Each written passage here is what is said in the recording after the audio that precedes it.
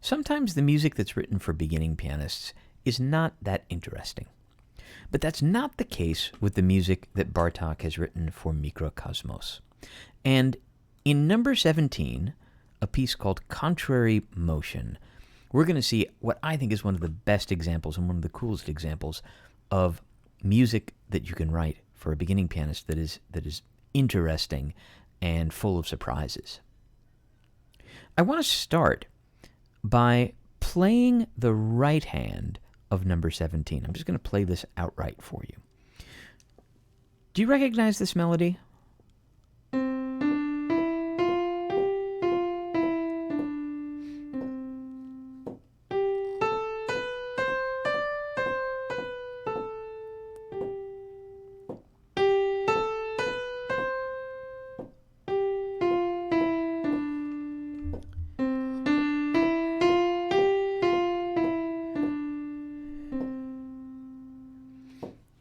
That is the melody for number 13. So the good news about number 17 is that you've already learned and you already know the right hand part. What makes this piece really cool and special, I think, is that Bartók is going to take that melody that he first introduced in number 13, and he's going to rearrange it and remix it with a new left hand part. Let me just play through what it sounds like with the left hand and the right hand together, just to give you a sense of what this is, what Bartók does with this music.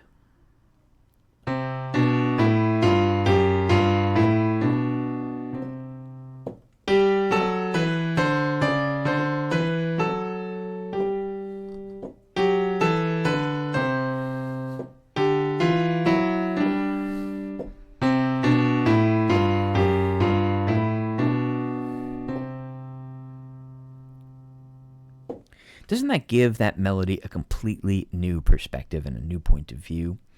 And notice there are these places where Bartók uses dissonant notes, notes that sound like they clash. So, for instance, when you get to the second beat of the second measure right here, you're going to hear in the right hand this G, in the left hand you're going to hear this F sharp. Listen to what those two notes sound like when I play them together. It sounds like a wrong note. And Bartók loves to use these dissonant notes in his music. And this is the first time in Mikrokosmos that he really lets loose a full-on dissonant note. I'm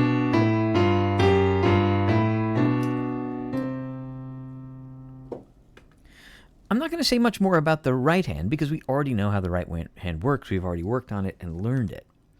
But let's take a look just for a bit at the left hand. So the hand position that starts us off in the left hand is going to put our first finger on C, and this is the C. Which C is this? This is the C that is one octave below middle C. So our left hand starts on that C below middle C. Our second finger is on the B. Our third finger is on the A. Our fourth finger is on the G, and then our fifth finger is on that F sharp. And that's a little bit of an awkward transition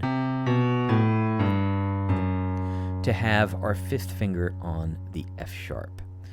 Remember, we had our fifth finger on the A flat in the right hand in number 10. And this is sort of the mirror image of that, having the F sharp on our fifth finger.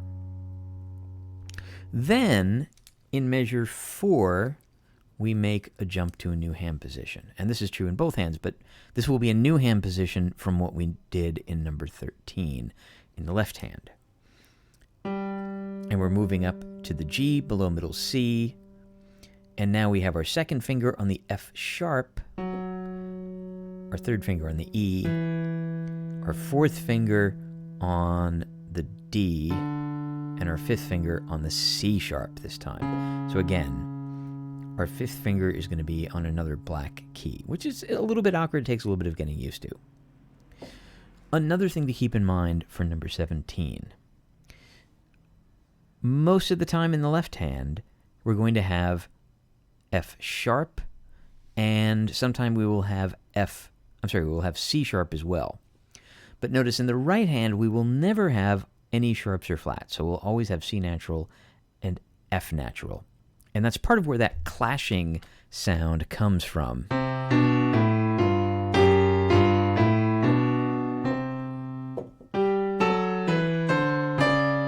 Again, right there with the C sharp in the left hand and the D in the right hand.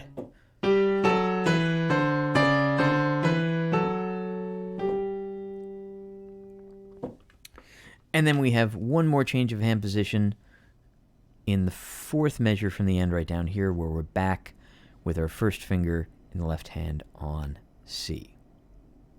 So you've got all the tools that you need to do this, but I think this is one of my favorite examples of Bartók now showing us musically his personality in a really interesting way. So enjoy this piece.